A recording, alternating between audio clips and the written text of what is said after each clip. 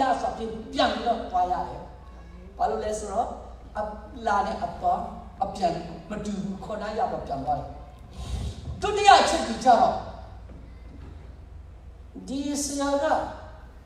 ဆောင်းပြောတယ်ဘာများမားမလဲဘာများစတာခလို့တိုက်မလဲဘာများအပါပြောလို့ဆို criticize ပြီးတော့ဝေဖန်ဖို့ရနားထောင်လို့ရှိ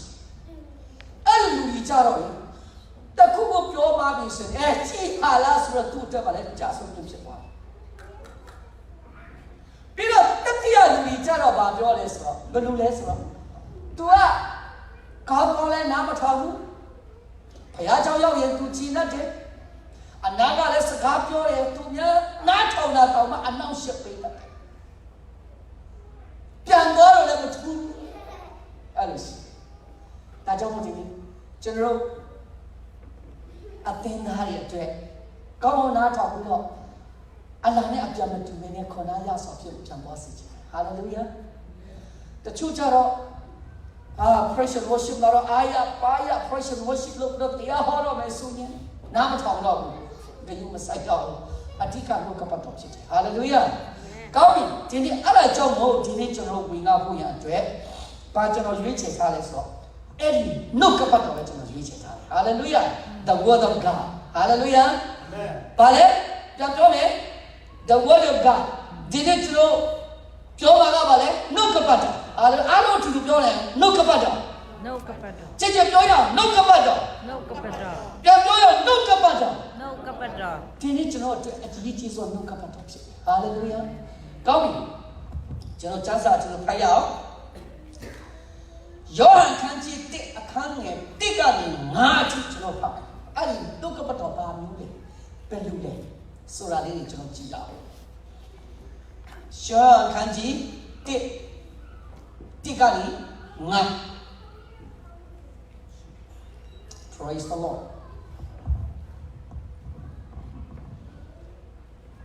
အားလုံးတွေ့ပြီလားယောဟန်1ကနေ9ယောဟန်ခန်းကြီး1အခန်းငယ်1ကနေ9 John chapter 1 verse 1 to 5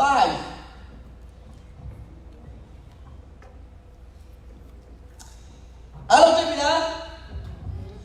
တွေ့ပြီဆိုရင်အတူတူကနေနေလေးကျွန်တော်ဖတ်ကြရအောင်ဟာလေလုယာโอเคတိနေတော့အစာအုံး၌နှုတ်ကပတ်တော်ရှိနှုတ်ကပတ်တော်သည်ဖယားတခင်နဲ့အတူရှိနှုတ်ကပတ်တော်သည်လည်းဖယားတခင်ဖြစ်တော်မူ၏နှုတ်ကပတ်တော်သည်အစာအုံး၌ဖယားတခင်နဲ့အတူရှိထိုနှုတ်ကပတ်တော်သည်ခတ်သိမ်းသောအရာတို့ကိုဖန်ဆင်းတော်မူ၏ဖန်ဆင်းတော်မူခြင်းနဲ့ကင်းလွတ်လျက်ဖြစ်သောအရာအစုံတစ်ခုမျှမရှိထိုနှုတ်ကပတ်တော်၌အသက်ရှိထိုအသက်ဒီလည်းလူတို့၏အလင်းဖြစ်ထိုအလင်းဒီမောင်မိုက်၌လက်၍မောင်မိုက်ဒီမခံမရှိဘူး Hallelujah Praise the Lordဒီနေ့ကျွန်တော်နှုတ်ကပတ်တော်ဘယ်လောက်ထိအရေးကြီးလဲနှုတ်ကပတ်တော်ကဘယ်လောက်အထိကျွန်တော်ကိုလွတ်ချင်ပေးတယ်နှုတ်ကပတ်တော်ဘယ်လောက်အထိကြာတယ်နှုတ်ကပတ်တော်ဘယ်လောက်အထိတကူကြီးလဲကောင်းနှုတ်ကပတ်တော်ဘယ်အချိန်မှရှိတာလဲခုနကကျွန်တော်ကြားစားမှာဖတ်တယ်ဘယ်တော့လဲအစအဝူကလေးကဖြစ်တာဘယ်လောက်ကျအစအဝူလဲကဘာပတိကလေးလားခမရတဲ့ကျွန်တော်တို့ဝေလာဝေကဘာတော့မရှိသေးဘူးဘာရှိနေလဲဘာရှိနေလဲနှုတ်ကပတ်တော်နှုတ်ကပတ်တော်ဟာလေလုယာပြီးတော့အစအဝူနဲ့ရှိယုံတာမကအဲ့ဒီနှုတ်ကပတ်တော်ဘယ်သူနဲ့သူရှိလဲဘုရားသခင်နဲ့ဘယ်သူနဲ့ရှိလဲဘုရားသခင်ဖယားနဲ့သူရှိတာဖြစ်တယ်ဟာလေလုယာနှုတ်ကပတ်တော်ဖယားနဲ့လုံးဝခွဲခြားလို့မရဘူးဒီလိုကျွန်တော်ပြောတဲ့အခါမှာကျွန်တော်တန်ကြားလားကျွန်တော်ဘာပြောလဲစကားပြောနေဟုတ်လားအခုကျွန်တော်စကားပြောတဲ့ကပ်ပူဆိုတာဖဲလို့ရလားရလားမရဘူးဒါကြောင့်နှု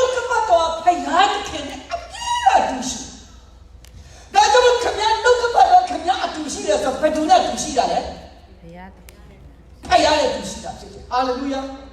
ဒါကြောင့်ဒီကျွန်တော်ဖယားတယ်နဲ့အတူရှိခြင်းနဲ့ဆိုရင်ကျွန်တော်ဘာနဲ့အတူအမြဲတမ်းရှိမလဲ နှုတ်ကပတ်တော် နှုတ်ကပတ်တော်အဲ့ဒီနှုတ်ကပတ်တော်ကျွန်တော်ဘယ်ထဲမှာကျွန်တော်ဖယားကပေးထားလဲချမ်းသာထဲမှာပေးထားတယ်ဟာလေလုယာဒါကြောင့်မို့ကျွန်တော်ချမ်းသာကိုလေဘယ်တော့မှဖယားချမ်းသာတိုင်းမှာပါလာမရှိရင်လည်းဝဲပါမရှိရင်လည်းရှိတယ်မှာရအောင်လုပ်ပါဟာလေလုယာဒီနှုတ်ကပတ်တော်မရှိဘူးဆိုကျွန်တော်ဘယ်သူနဲ့အတူမရှိဘူးလေဖယားနဲ့အတူမရှိဒါကြောင့်နှုတ်ကပတ်တော်အမြဲတမ်းအရေးကြီးတယ်ဒါကြောင့်ကျွန်တော်ခဏပြောလို့ရှိတယ်လွန်ခဲ့တဲ့7နှစ်ကစပြီးတော့လွန်ခဲ့တဲ့နှစ်18စက္ကွန်နှစ်ကစက္ကွန်18နှစ်ကစပြီးတော့ကျွန်တော်ခဏပြောတယ်နှုတ်ကပတ်တော်အမြဲတမ်းအရေးကြီးတယ်အဲ့ဒီနှုတ်ကပတ်တော်ကိုကျွန်တော်ဖတ်နိုင်ဖို့ရတဲ့ဖယားကဘာထဲမှာပေးထားလဲကျမ်းစာအုပ်ထဲမှာပေးထားတယ်ဟာလေလုယာအခုဆိုရင်ကျွန်တော်ဘာတွေပေါ်လာလဲ iPhone လေးတွေပေါ်လာတယ်အဲ့ဒီ iPhone ကကျွန်တော်စကားပြောရုံသာမကပဲရှိတဲ့ညီအတီးတီးမှာကျွန်တော်ဘာလုပ်လို့လဲနှုတ်ကပတ်တော်ဖတ်ဖို့ဟာလေလုယာအဲ့ဒီတော့ကျွန်တော်အသုံးပြုဖို့ရတဲ့ဖယားကပေးထားတာဖြစ်တယ် Praise the Lordဒါပေမဲ့တခုတော့ရှိတယ်ကျွန်တော်နှုတ်ကပတ်တော်ကျမ်းစာကိုတော့အမြဲတမ်းစောင့်ထားပါဖခင်เจ้าမှာတော့ဒါတော့စောင့်ထားပါဟာလေလုယာဒါကြောင့်မို့ကျွန်တော်တခါ website ထဲမှာကြည့်ရတရားဆရာအဖြူတရားပါလို့ကျွန်တော်တို့မှာ Holy Bible ပဲရှိတယ်တဲ့ Holy iPhone ဆိုတော့မရှိဘူးတဲ့Holy iPad ဆိုတာမရှိဘူး။ဘာပဲရှိလဲ Holy Bible Hallelujah ဒါကြောင့်အဲ့ဒီ Holy Bible ကိုကျွန်တော်တို့အမြဲတမ်းကျွန်တော်ပါချရအောင် Hallelujah ပြီးတော့အဲ့ဒီနှုတ်ကပတ်တော်တိုင်ကဘာဖြစ်တယ်လို့ပြောလဲတန်ကြည့်အောင်သုံးချက်တတိယချက်ကိုအစာထဲမှာရှိတယ်ဖယားနဲ့တူရှိတယ်အဲ့ဒီနှုတ်ကပတ်တော်ဘာဖြစ်တယ်လို့ပြောတယ်တူတိုင်းဖယားတကယ်ဖြစ်တယ်ဟာလေလုယာအဲ့ဒီနှုတ်ကပတ်တော်ကိုဖယားတကယ်ဖြစ်တယ်တကယ်ပါလေဖယားတကယ်ဖြစ်တယ်ဖယားရဲ့နှုတ်ကပတ်တော်ကျွန်တော်ဘာဖြစ်လို့ကျွန်တော်ပြင်းနေရမှာလဲဟာလေလုယာကျွန်တော်ခရိယာကြောင်းလဲလို့ဆိုပြီးနှုတ်ကပတ်တော်အများကြီးခင်ဖို့ဖြစ်တယ် Praise the Lord ကဲကောင်းပြီနှုတ်ကပတ်တော်ခုဘယ်နှမျိုးဖြစ်နေလဲပထမဆုံးမှာဘယ်ကနေလာဖြစ်လာလဲနံပါတ်1ကပါလဲအစကလေးရှိတာဖြစ်တယ်နံပါတ်2ဘယ်သူနဲ့တူရှိရလဲဖယားနဲ့တူရှိတယ်နံပါတ်3အဲ့ဒီနှုတ်ကပတ်တော်ကိုတိုင်ကဘာဖြစ်နေလဲဖယားဖြစ်နေတယ်ဟာလေလုယာတောင်းကျွန်တော်မမေ့ကြဆုံးဟာလေလုယာပြီးတော့အဲ့ဒီနှုတ်ကပတ်တော်ကအရာခတ်သိမ်းကိုဖန်ဆင်းတယ်ဟုတ်တယ်နော်ကဘာဦးကျမ်းမှာကျွန်တော်ကြည့်တဲ့ခါကျရင်နော်ကဘာဦးကျမ်းတိကိုဖတ်ပါခန်းကြီးဘာပြောလဲကဘာတဲ့ကောင်းကင်ကိုကဘာဖြစ်စေအဲ့ဒါပါလေနှုတ်ကပတ်တော်ဟာလေလုယာကောင်းကင်ဖြစ်စေဂျေရီလာဖြစ်စေဖြစ်စေနောက်ဆုံးပါးတောင်ဖြစ်တဲ့ရဲ့တရိษံဒီတော့ဖြစ်စေနှုတ်ကပတ်တော်နဲ့ဖြစ်တာဟာလေလုယာတဲ့အဲ့ဒီနှုတ်ကပတ်တော်ဘာဖြစ်လဲအရာအလုံးကိုဘာဖြစ်တဲ့ဟာအရာဖြစ်တယ်ဖန်ဆင်းတာဖြစ်တယ်နှုတ်ကပတ်တော်နဲ့ဖန်ဆင်းတာဖြစ်တယ်နှုတ်ကပတ်တော်နဲ့မဖန်ဆင်းတာတစ်ခုပဲရှိဘာလဲပြောရဘာလဲလူတတ်တော်ဖယားရဲ့ခင်ဗျားနဲ့ကျွန်တော်ကိုလေပတ်သက်တယ်လူဖြစ်စိန်လို့မပြောဘူးဘယ်လိုလုပ်လဲသူကိုယ်ရဲ့အပင်ပန်းခံပြီးတော့ကျွန်တော်ကိုလက်နဲ့လုပ်ထားတာဖြစ်တယ်ပြီးတော့မတမသူရဲ့အနစ်ဆိုင်ဆိုတော့အသက်နဲ့ကျွန်တော်ကိုမှုတ်သွင်းပေးလိုက်တာဖြစ်တယ်ဟာလေလုယာဒီနှုတ်ကပတ်တော်အရာအားလုံးကိုဖန်ဆင်းထားတာဖြစ်တယ်လူကလည်းဒါကြောင့်စရုပ်ထချက်မှာနှုတ်ကပတ်တော် တော်ဘာဖြစ်လဲအရာအလုံးကို ဖန်ဆင်း ဖန်ဆင်းတာဖြစ်တယ်ဟာလေလုယာပြီးတော့နှုတ်ကပတ်တော်ကိုတိုင်ကဘာဖြစ်လဲဆိုတော့အသက်ဖြစ်တယ်ဟာလေလုယာအဲ့ဒီဖခင်ရဲ့နှုတ်ကပတ်တော်ကိုခမည်းယုံရင်ယုံတဲ့အတိုင်းဖြစ်ရခမည်းတော်ရဲ့ချစ်ချင်းမြတ်တာကဲတင်ချစ်အကြောင်းကိုခမည်းနှလုံးနဲ့ယုံကြည်လက်ခံပြီးတော့နောင်တရတယ်ဆိုရင်ဘာဖြစ်လဲလို့ပြောတယ်ကဲတင်ချင်တာကဲတင်ချင်ရပြီဆိုရင်ကျွန်တော်ဘယ်သွားမလဲကောင်းကင်နဲ့သွားမယ်ကောင်းကင်နဲ့ကျွန်တော်ဘာဖြစ်လဲအသက်ရပါမယ်ဒါကြောင့်မို့အဲ့ဒီနှုတ်ကပတ်တော်ဘာလို့ခေါ်လဲအသက်လည်းဖြစ်တယ်ဟာလေလုယာအသက်ဖြစ်တယ်ဒါကြောင့်မို့အသက်ရထောင်ရတဲ့ရခြင်းနဲ့ပြန်လို့နှုတ်ကပတ်တော်အမြဲတမ်းစင်ကြအောင်အောက်ပြီးတော့နှုတ်ကပတ်တော်အသက်ရှင်ဟာလေလုယာနှုတ်ကပတ်တော်အသက်ဖြစ်တယ်ပြီးတော့အဲ့ဒီနှုတ်ကပတ်တော်ကနောက်ဆုံးကျွန်တော်ကြည့်ရခါကြရင်အခန်းကြီးရှင်ယောဟန်အခန်းကြီးအခန်းငယ်9မှာကျွန်တော်ကြည့်နေစအဲ့ဒီနှုတ်ကပတ်တော်ကျွန်တော်တို့လူသားတွေအတွက်ဘာဖြစ်တယ်လို့ပြောတယ်အလင်းဖြစ်တယ်ဟာလေလုယာဒီနှုတ်ကပတ်တော်ရှိလာပြီဆိုရင်ကျွန်တော်အလင်းမှာလမ်းလျှောက်တဲ့ခါကြရင်ခလုံးချင်းမဟာဒီကိုကျွန်တော်ရှောင်လို့မရဘူးလားရှာတယ်ကျွန်တော်အလင်းမရှိဘူးဆိုမောင်မိုက်ထဲမှာရှိတယ်ဆိုရင်အကြီးကြီးအိမ်တော်မှပါဖြစ်တယ်မမြင်နိုင်ဘူးနှစ်ဖူးနဲ့တခါလေအုပ်နိုင်ရင်လည်းတိုက်ပြီးတော့တခါလေဒုက္ခရောက်နေနေရတယ်ဘာကြောင့်လဲအလင်းမရှိဘူးဖြစ်တယ်ဒါကြောင့်အဲ့ဒီနှုတ်ကပတ်တော်ဟာကျွန်တော်တို့အလင်းနဲ့ဖြစ်တယ်ဟာလေလုယာကြောင်ကြောရအမတော်မှအရေးကြီးတယ်နံပါတ်1နှုတ်ကပတ်တော်ပါလေဘယ်လိုရှိတာလဲ စာအုပ် အဆောက်အဦပဲရှိတာဖြစ်တယ်နံပါတ်2အဲ့ဒီနှုတ်ကပတ်တော်ကဘယ်သူနဲ့အတူရှိလဲ ဘုရားသခင်နဲ့ အရာဒီနဲ့အတူရှိတာဖြစ်တယ်ပြီးတော့အဲ့ဒီနှုတ်ကပတ်တော်ကိုတိုင်တော့ဘာဖြစ်တာလဲဖယားပဲဖြစ်တယ်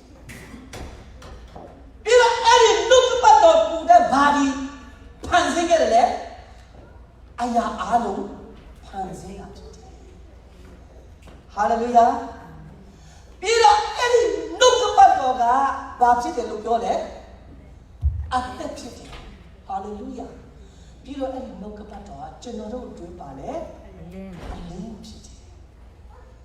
ဒီနေ့ဒီအရာကိုကျွန်တော်သိသွားပြီဆိုရင်ဒီနေ့ဘုရားကြောင့်လာတာချူချူလာသွားပြီဟာလေလုယာဟာလေလုယာ အာမင် ဒါကြောင့်မို့ဒီနေ့ကျွန်တော်အသက်တာထဲမှာနှုတ်ကပတ်တော်ဆိုတဲ့တော့အရေးကြီးတယ်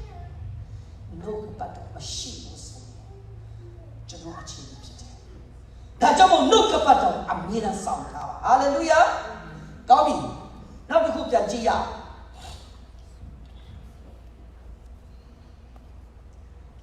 အဲ့ဒီနှုတ်ကပတ်တော်က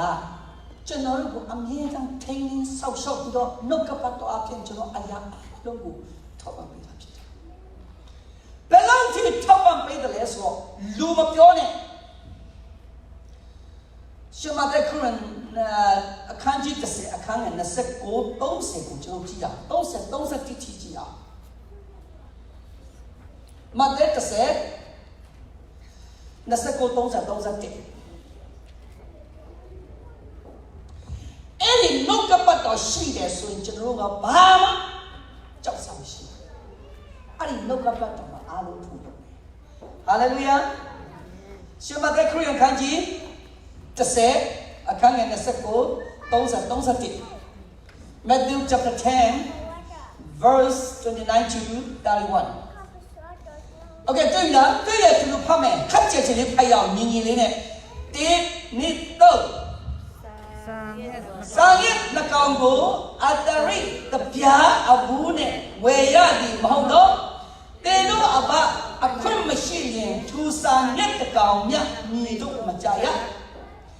တင်တို့စပင်ဒီလေအကုန်အစင်ရည်တွက်လက်ရှိထို့ကြောင့်မကြောက်ကြနဲ့တင်တို့ဒီစာရစ်အများတုတ်ထက်တာ၍မြတ်ကြဟာလေလု ဒီနေ့ကျွန်တော်စကပ်ကဆိုင်ရတဲ့အတူတူပဲဆိုရင်ဝန်နေစမ်းရှိလားဒါကတော့အဲ့ဒီဆိုင်ရတဲ့ကျွန်တော်အသက်တာလူအသက်ကပါဖြစ်တယ်အယံတန်ရှိဟာလေလုယာဒါကြောင့်အဲ့ဒီအယံတန်ရှိယုံတာမကပဲနဲ့အဲ့ဒီနှုတ်ကပတ်တော်နဲ့ရှိလာပြီဆိုရင်ပို့ပြီးတော့တန်ရှိသွားတာဖြစ်တယ်ကျွန်တော်ကိုကြည့်တာဒီနေ့ဖယားတဲ့ကအစာကလေးတွေတောင်မှပါပဲတိတ်ဆန်တွေတောင်မှအပြေးတန်းဘာလို့လဲကျွေးမွေးတာဖြစ်တယ်ကျွန်တော်တို့ဂျာဘူးလားတွေ့ဘူးလားစာငယ်ကလေးတွေလဲအတကုံထွန်ထားတာကွာတို့ရှိရတဲ့ဆိုတာကြားဘူးလားစာငယ်လေးလဲထွန်တာကြားဘူးလားစာငယ်လေးတွေတို့စပကြီးကြီးလိုက်တာရှိရတဲ့တို့လို့ပြဆောက်ထားတာစုဆောက်ထားတာကြည်စမ်းအစာတွေအများကြီးပဲဆိုတာကြားဘူးလားကြားဘူးတနေ့အတွက်တနေ့တော့ထွက်ပြီးတော့မိုးလင်းတာနဲ့ဖယားကိုချီးမွမ်းတယ်အတန်ပေးတယ်ပြီးတာနဲ့ပြန်ပြီးတော့စာလိုက်ရှာဖယားကအစာအမြဲတမ်းကြည့်နှစ်တာအစာမစားရပဲနဲ့ကြာပြီးတော့တည်သွားတဲ့စာမရှိစာနစ်မရှိဒီနေ့အသေးဆုံးကိုပြောတာဖြစ်တယ်သူနဲ့သူလည်းဒီနေ့တားကောင်းတယ်တရိတ်စာနဲ့အားလုံးကဖယားကအမြဲတမ်းကြိုးဝင်ထားတာဖြစ်တယ်ဒါကြောင့်မို့သူကိုယ်တိုင်အသက်နဲ့ပေးချတဲ့ဒီခမည်းနဲ့ကျွန်တော်ကနှုတ်ကပတ်တော်မရှိတဲ့နှုတ်ကပတ်တော်နဲ့ရှိရဲ့တာနဲ့ဖယားကပဲတော့မှကျွန်တော်ထားမထားခဲ့ဘူးဟာလေလုယာဒါကြောင့်မစိုးရင်ကြတယ်လို့ပြောစာကလေးချက်တော့ခမည်းလို့ဘုမတောင်းမှုရှိလေမြတ်တယ်ဒါကြောင့်မို့ဖယားနဲ့ခမည်းလို့အပြည့်နဲ့ဆောက်ရှောက်ထားတယ်ဘယ်လောက်ထိဆောက်ရှောက်တယ်လဲကျွန်တော်စပင်တော့မှဘာဖြစ်သွားပြီပြောတဲ့သူဘာရလောက်ထားလဲရည်ပြီးထားပြီစကပ်ပူစပင်ကောက်ပေါ်မှာစပင်ဘယ်နဲ့ချောင်းရှိတယ်လဲလူပြိုတော့ကတော့အများကြီးပဲတဖြည်းဖြည်းနဲ့လက်ဖူးကပြောင်းလာတယ်တဖြည်းရော့လာတယ်နော်စင်ရတော့ရှုပ်ပါပဲဒါကြောင့်မို့ကျွန်တော်တကယ်ချင်းကြောက်ပါပြောလဲဆိုတော့သူတရားဟောတာမိမလေးကိုယောက်ျားရဲ့စပင်တူကိုရှော့ရှော့မနှုတ်နဲ့တဲ့ဘာလို့လဲဆရာတဲ့ဖယားတဲ့စိတ်ရင်းရှုပ်အမဖယားကဒီနေ့နော်အမရာကြီးကိုမရစပန်ဒီနေ့မထားလိုက်တာဒီနေ့တန်ကျော်ရှိတန်နဲ့တသိန်းကိုတောင်းကိုထားချလိုက်တာရှာရှိပြီးတော့နော်သူစနေတယ်မနာနာကကိုရဲ့ခမစပင်မလှအောင်ပါဖြူလိုက်နှုတ်လိုက်တော့7 15 20နှုတ်လိုက်တော့စီဖယားကပြန်တက်ဝါဘာလို့ရှောက်လို့တယ်လဲမသိဘူးငါစီရင်ပြန်ဖြစ်ရပြန်ရေးရပြန်ဒါကြောင့်မို့ဖယားရဲ့စိတ်ကိုမရှုပ်စေပါနဲ့တဲ့မနှုတ်ပါနဲ့တဲ့အဲ့ဒါကြောင့်ကျွန်တော်လုံးဝမနှုတ်ဘူးအမြဲတမ်းပဲအဲ့လိုဆုံးထားတယ်ပြီးရောနော်မဆူထားဖို့ဆိုဖြူတာကြာအကုန်လုံးဖြူပြီဆိုတော့ကျွန်တော်ကတော့ထားတဲ့ကိစ္စမရှိဘူးပဲဒီတိုင်းပဲထားမယ်လို့ဖြူနေဖြူပါစေအသက်50ကျော်ပြီဒါလည်းပို့ဆိုတာမင်းကလေးဟာပဲလာအမြဲနဲ့ရောက်ဆိုမရရင်လည်းမရမကဆွေးကျွန်တော်လည်းကောင်းခံပေးလိုက်ရတော့တာပဲဟုတ်တယ်မလားဆိုတော့ဒီနေ့ကျွန်တော်ခဏပြောရဲဇမီးမောင်နှံလူရတွေ့ပြီးတော့မိမကတကုံချီးကျူးတယ်မိမလှလိုက်တာချောလိုက်တာလို့ပြောပြီးသူဝန်တာတယ်အဲ့ဒီမိမတသူ့ယောက်ျားကိုဝန်တာအထိုးဆိုင်ဟုတ်တယ်မလားဘုရားငယ်ဟိုကျွန်တော်ချစ်စအရွယ်တင်လိုက်ကလေးလေးပဲချစ်စရာဖောက်လိုက်တာလို့ပြောရင်သူ့သူ့ယောက်ျားကပုံမှန်ဝန်တာသူနေသူပဲကိုထဲတော့ကွာအရွယ်တင်လိုက်တာကဲတော့မအိုးနိုင်ဘူးကွာဟုတ်တယ်မလားစပင်ကြီးလည်းအမြဲတမ်းထောင်နေတာပဲအဲ့ဒါမလားဆိုတော့သူထက်အနာကဘုံဝင်လာတယ်ဒါတော့ကတော့ဆက်ဖြစ်တယ်ကဲကောင်းပြီဒါဆိုရင်ဒီနေ့ဖယားကကျွန်တော်အမြဲတမ်းချဲလုပ်တယ်သူရဲ့နှုတ်ကပတ်တော်နဲ့ဖြစ်စေတဲ့အသက်ရှင်စေတဲ့အမြဲတမ်းဆောင်းရှောက်ထားတဲ့လူသားတွေကိုအမြဲတမ်းဆောင်းရှောက်တာဖြစ်တယ် အမြဲတမ်းကြည့်ရှိတာဖြစ်တယ်ထောက်ပံ့တာဖြစ်တယ်မြတ်တော်မှာ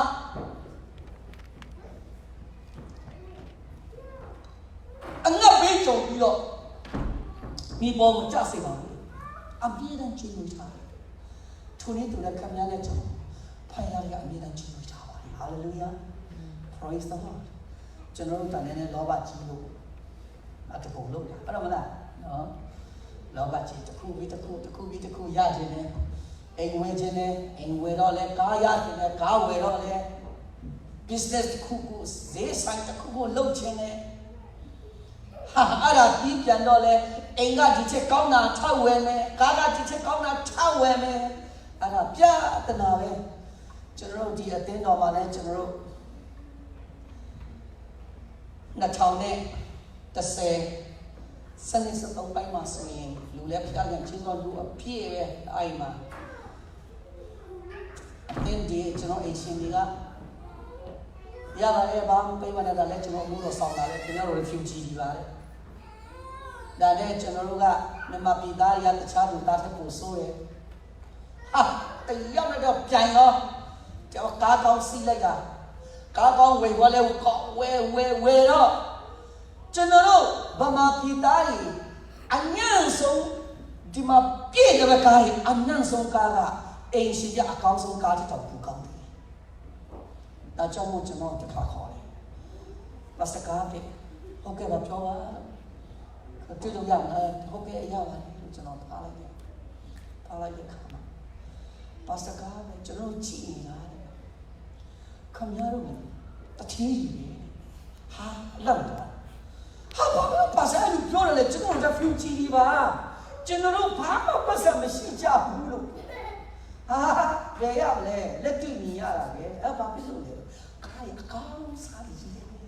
ဒါတတိယရဲ့ခါရကြီးတယ်ဟာဒုက္ခဒါကြောင့်ဒီမိကစားပြီးတော့ခင်ဗျားတို့အနည်းဆုံး1000ကျော်ပေးပါဟာစိတ်မဟုတ်ဘူးလို့ကျွန်တော်ရှင်းပြတာမရအဲ့ဒီချိန်မှာလဲကျွန်တော်တို့ကလူတာများတာ10ဖို့တဖို့လည်းမမှန်ဘူးနော်ဒါနဲ့ဒီလောက်ကြီးမရဘူးအဲ့တော့လူများတော့အတင်းလို့လူကြီးတဲ့အရင်တော့ကောင်းနေကျွန်တော်အမြင်နဲ့ကျွန်တော်ရဲ့လက်ပြီးကိုတော့တိုးပေးတယ်ကျွန်တော်မတိုးပါနဲ့ဆိုတာလည်းသူတို့တိုးပေးတယ်နောက်ကျတော့ကျွန်တော်နဲ့ကျွန်တော်ပြန်ပြီးတော့ရှော့လိုက်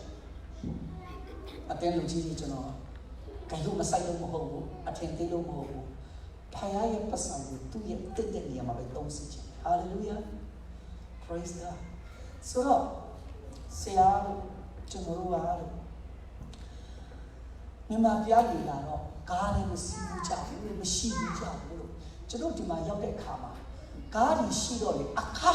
ကိုပဲပြန်ချရတယ်လေအိမ်မှာလေအကျွေးနဲ့ဝင်လာစားစရာမရှိတော့တဲ့ကျွန်တော်ဝင်လာခမရတို့ကပတ်စံရှိမှဝယ်တာမဟုတ်ဘူးလို့ကျွန်တော်ရှင်းပြတယ်မရဘူးနောက်ဆုံးကျတော့ဒီကနေကျွန်တော်ဘာပဲဆိုပြောင်းလိုက်တယ်အဲ့ဒီချိန်မှနာရီဘုရားကျောင်းမှာအဲ့တော့တနေ့လာကျွန်တော်လုပ်တာကိုယ်ကတိလာ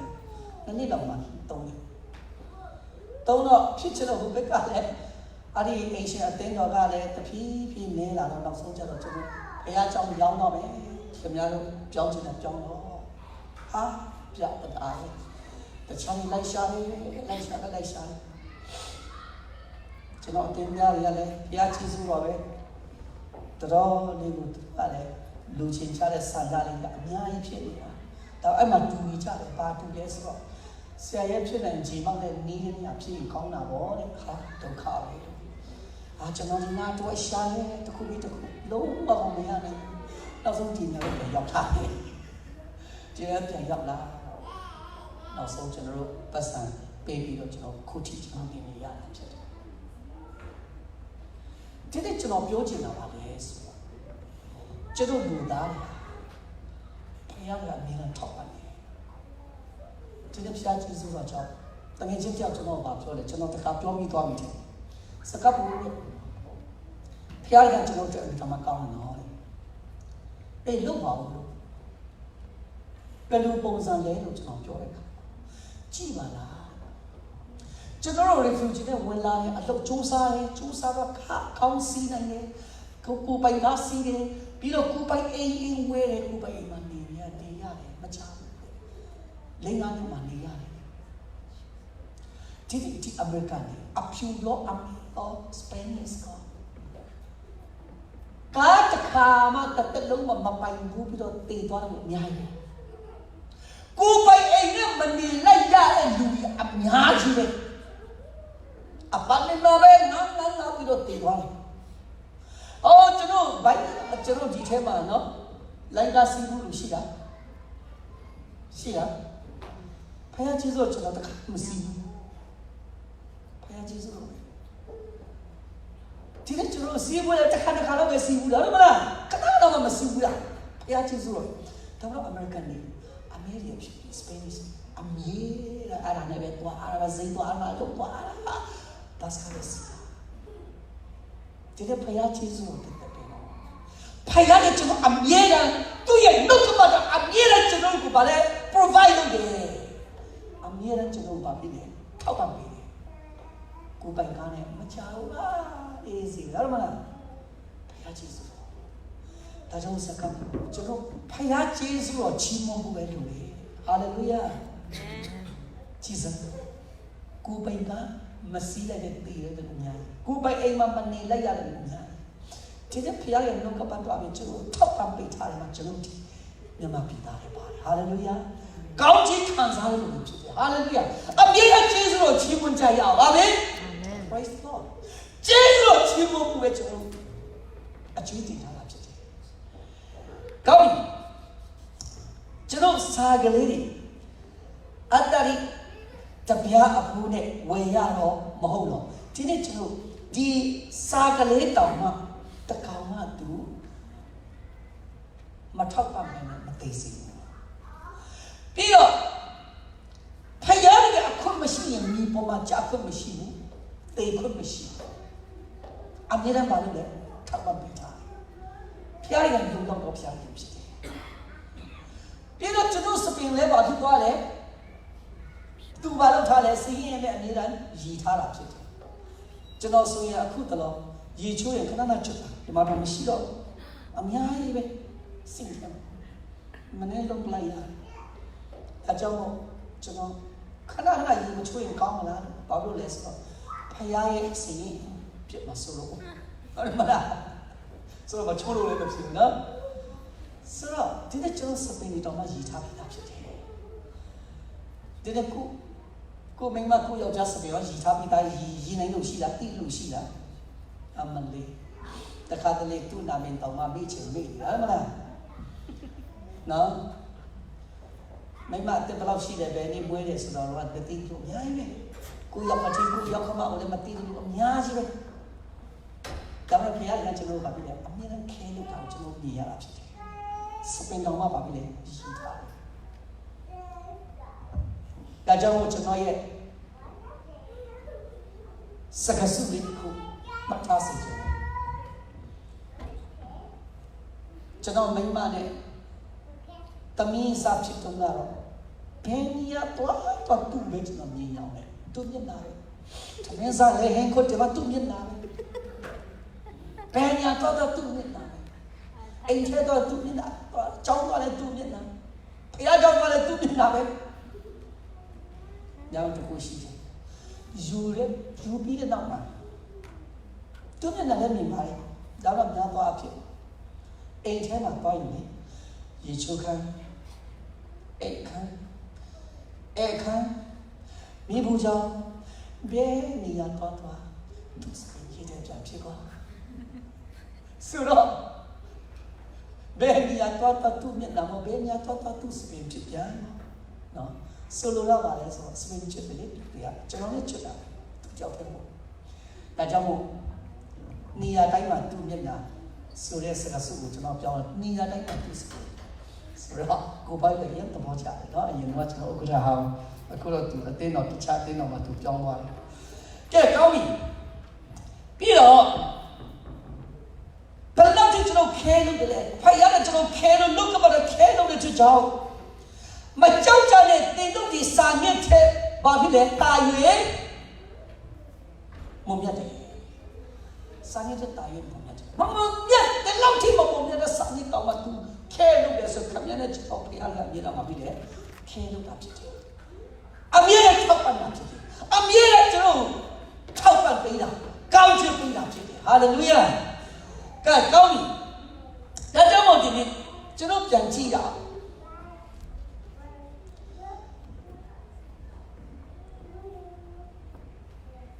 ရှင်မသင်းထဲမှာအခန်းကြီး10ထဲမှာကျွန်တော်ကြည့်တဲ့ခါကျရင်ခါနာအမျိုးသမီးခါနာဆိုတာကကောင်းတာထောင်ပေးပါအမတမရေးကြည့်တယ်ခါနာဆိုတာခါနာအမျိုးသမီးဆိုတာကပ္ပအမျိုးသမီးဖြစ်တယ်ဂျိုးလိုမျိုးမို့ဂျိုးလိုမျိုးကိုဖျားတဲ့ခင်ခရစ်တော်ကိုတိုင်ကပါပြောတယ်ခါနာမျိုးသမီးလာတဲ့ခါမှာကိုရောကျမသမီးလေးအတဲတော်ချမ်းနေတဲ့တင်းလို့နေပြီကျမကိုတနာပါကျမသမီးကိုပေးပြောက်ပါလို့လာပြီးတော့တောင်းတယ်အဲ့ချိန်မှာခရစ်တော်ပါပြောတယ်ဘာပြောလဲ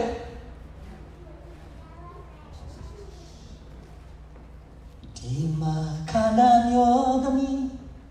မထားပါတော့ကိုယ်ဣသရေလလူမျိုးများတွေ့စင်တဲ့လောကရဲ့ငါစင်တဲ့လို့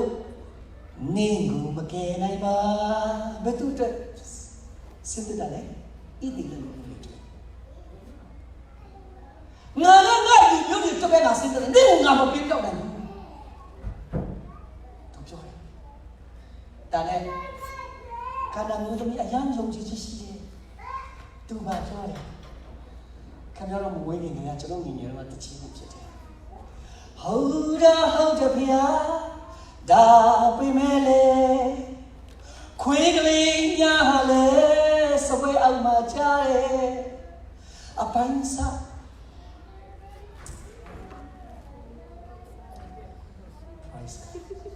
အပိုင်းစားသူများကို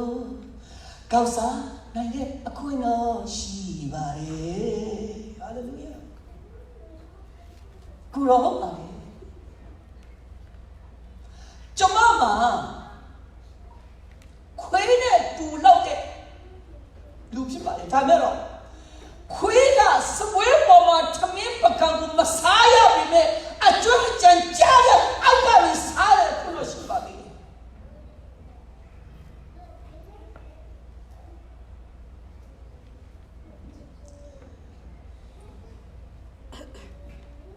ကျွန်တော်ဒီချစားပါတော့ဘာတောင်းခေါ်ရအောင်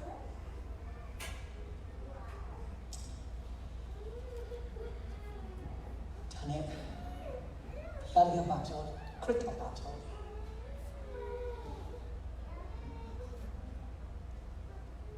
ဒီမှာခန္ဓာမျိုးသမီးဒီမှာခန္ဓာမျိုးသမီးတင်းရဲ့ယုံကြည်ချက်ဟာကြီးမားပါပြီလေသင်ယုံကြည်တဲ့တိုင်းပဲတင်းနိုင်ဖြစ်ပါစေယုံကြည်ခြင်းရှိတဲ့နေမှာတကယ်မင်္ဂလာရှိတယ်နေယုံကြည်ချက်သိချီတယ်ဒါကြောင့်ခမည်းယုံကြည်ချက်အဖြစ်ခရစ်တော်ကသူ့ရဲ့နှုတ်ကပတ်စီလို့ပြီးတော့ခမည်းတမင်ကြောက်ပြီးဟာလေလုယာ praise God ဒါကြောင့်မို့ဒီနေ့နှုတ်ကပတ်တော်အမတမတကိုကြည့်အဲ့ဒီနှုတ်ကပတ်တော်ကကျွန်တော်နေရာတိုင်းမှာထိုးထွန်းနိုင်တဲ့နှုတ်ကပတ်တော်ဖြစ်တယ်လူတရားတော်ကိုပြောင်းလဲစီနိုင်တဲ့နှုတ်ကပတ်တော်ဖြစ်တယ်အနာရောပေးပြောင်းနိုင်တဲ့နှုတ်ကပတ်တော်ဖြစ်တယ်အရာခတ်တဲ့ကိုပြောင်းလဲစီနိုင်တဲ့နှုတ်ကပတ်တော်ဖြစ်တယ်ကဘာတစ်ခုလုံးကမှပေါက်လာနေတဲ့နှုတ်ကပတ်တော်ဖြစ်တယ်ဒီအဲ့နှုတ်ကပတ်တော်ဒီနေ့ခဏနဲ့ရှိကျွန်တော်မရှိဘူးလို့ဟာလေလုယာဒါကြောင့်အဲ့ဒီနှုတ်ကပတ်တော်ကျွန်တော်တို့အမတမတကိုကြီးရဖြစ်တယ်ဒါကြောင့်မို့ဒီနေ့ကျမ်းပိုက်ပြန်ဖတ်ကြည့်ရအခုနကခန္ဓာမျိုးတော့သူ့သမီးလေးတို့သူတောင်းပန်တဲ့ခါမှာခရစ်တော်ရဲ့နှုတ်ကပတ်တော်အဖြစ်သူ့သမီးကြောက်သွားတာဖြစ်တယ်ရှင်မကိုအခန်းကြီးနဲ့လဲကိုပြန်ကြည့်ရ Mark chapter 2 verse 4. Lea ni nga lấy này nó phải ảo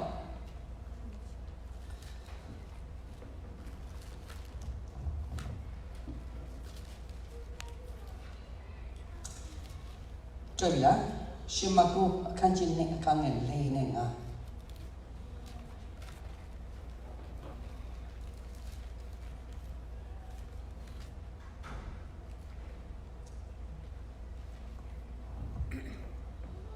trời là ok, tiếp bây giờ thì phát chạy đâu tiếp nếp đâu lưu su ý liệt sĩ đó chọc cô đó yên độ mà thiên cạnh này tập chết cô đó sĩ ya bò mà mô bồ phong thuyền bì mà lưu nà nè tập quả ấy ya cơ thiên cũng sổ cha chạy Giê-xu đi thu tu trong đi dùng chi chế một điều nên chỉ từ đó tụ ngã ta tê biết của luật sĩ khu bà biết lẽ mình nói thế nên khởi đầu đã tu lu su với đến ta mà khởi đầu sĩ mà lu su với lại tu tia ở khám mà ở thứ tập sen ai thấy mà bỏ đi tu tia ở tu tập phi đi là anh nó áp phi nó áp thế nó phi anh thế mà lu chỉ là để lu tia sĩ anh làm cái gì lấy nhau cả问答系的第六目标我们看到是不要而且嘛都不能认为把都个这个嘛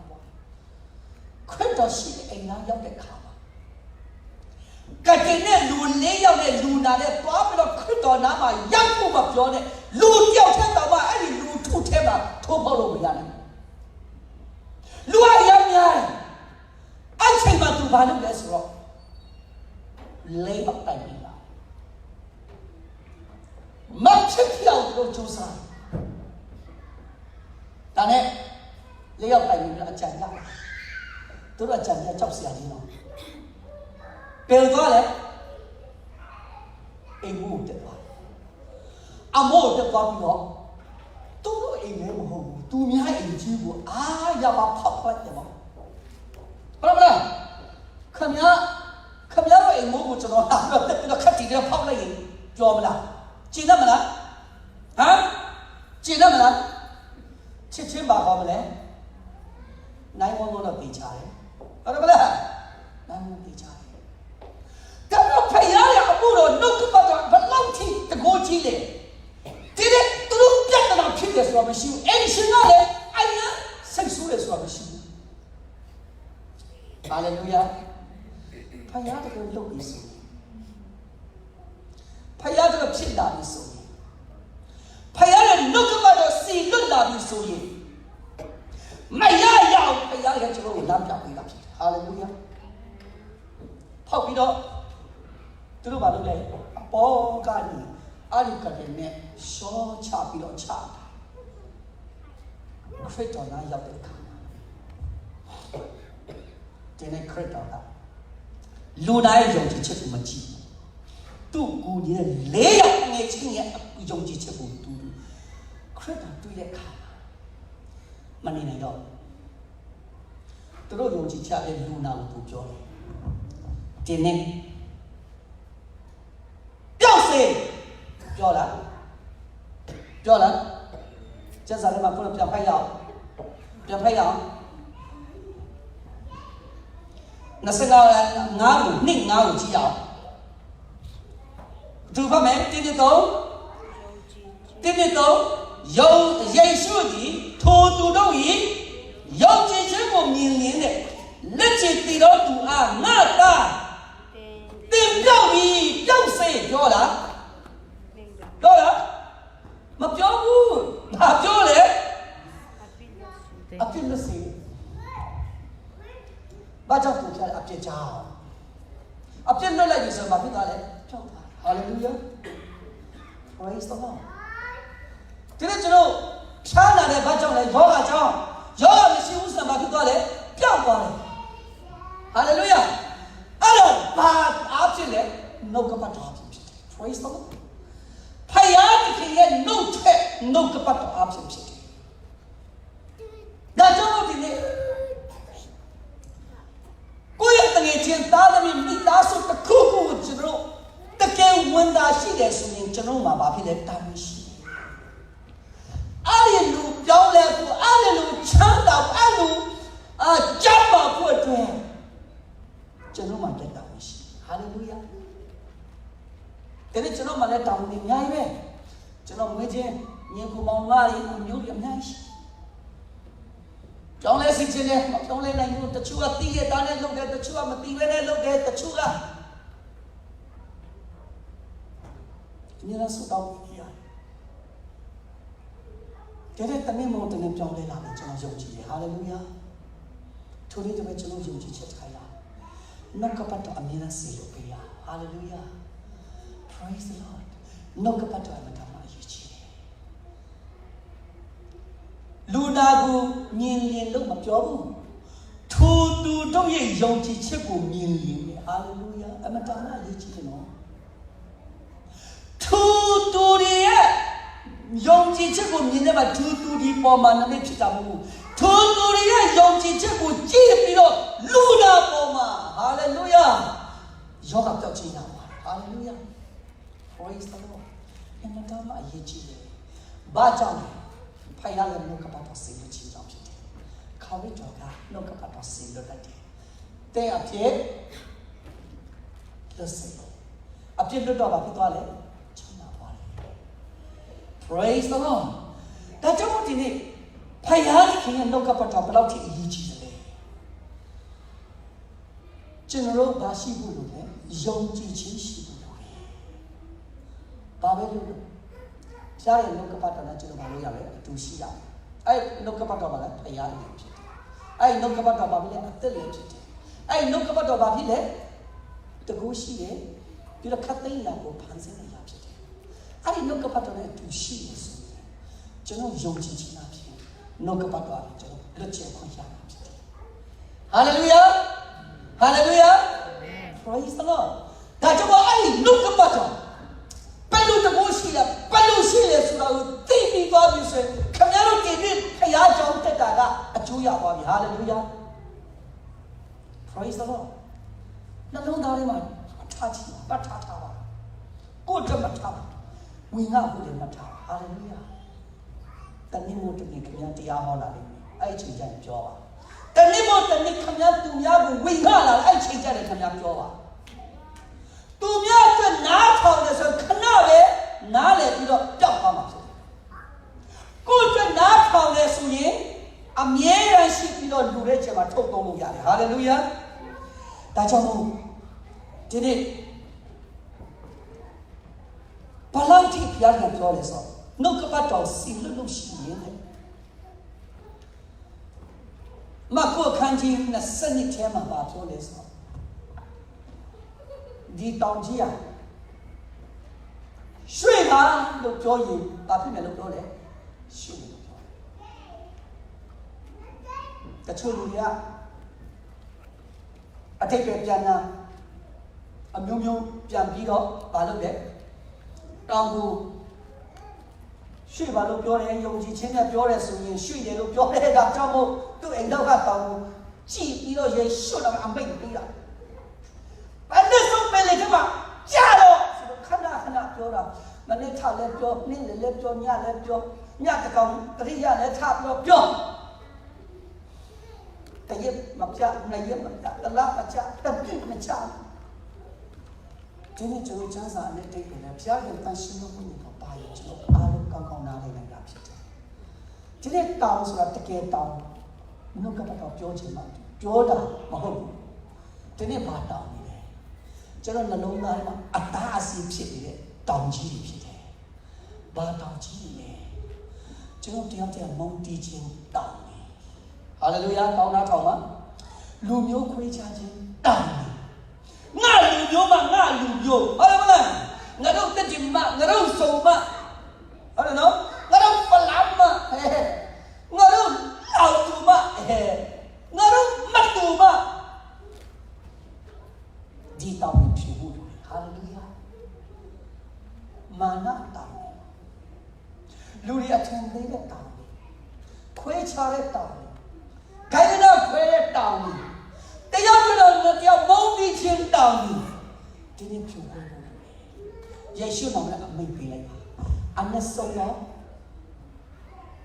ရည်ထဲမှာချစေဟာလေလုယာနှုတ်ကပတ်တော်နဲ့ကျွန်တော်ဆက်လို့ကြရအောင်ဟာလေလုယာတခါလေကျွန်တော်တို့တရားနဲ့ချီနှောင်မိတာရှိတယ်အတဲလူကြီးကိုချီနှောင်မိတာရှိတယ်အော်ဆရာကြီးကိုချီနှောင်မိတာရှိတယ်အတင်းသားတွေကိုချီနှောင်မိတာရှိတယ်ဆရာလည်းချီနှောင်မိတာရှိတယ်အဲ့ဒီတောင်းလို့ဒီနေ့ယေရှုနာမနဲ့အနက်ဆုံးတော့ပင်လေထဲမှာကျွန်တော်ချပြရအောင်ဟာလေလုယာယုံကြည်ခြင်းစိတ်ယုံကြည်တဲ့အဲ့ဒီနှုတ်ကပတ်တော်စိတ်လို့ချရအောင်နှုတ်ကပတ်တော်ဘယ်လောက်ထိတာမှုရှိတကောရှိပေတရုရှင်ပေါလုလို့ဆိုသူ့နှုတ်ကပတ်တော်ခရစ်တော်ခုနပြောတယ်နဲ့သမီးပြောက်ပြီးတဲ့နှုတ်ကပတ်တော်စိတ်လွတ်လိုက်တာဘာဖြစ်သွားလဲသမီးပြောက်သွားပေတရုလို့ကြတော့ဘာလို့လဲအဲ့ဒီနှုတ်ကပတ်တော်ကိုဟဲ့ဒီကhandkerchief sorry handkerchief ကျွန်တော်တို့ဗာလဲအဲ့ handkerchief ကျွန်တော်ဗာလို့ခေါ်ဟာလက်ကိပ်ပေါ်က thank you လက်ကိပ်ပေါ်ပေါ်မှာထားပြီးတော့စီလို့လိုက်အဲ့ဒီကပေါ်မှာလည်းထီးလို့ဗာလဲကြောက်ပါတယ်အဲ့ဒါနှုတ်ကပတ်တော်ဟာလေလုယာနှုတ်ကပတ်တော်နဲ့တူရှိတဲ့အတွက်ကြောင့်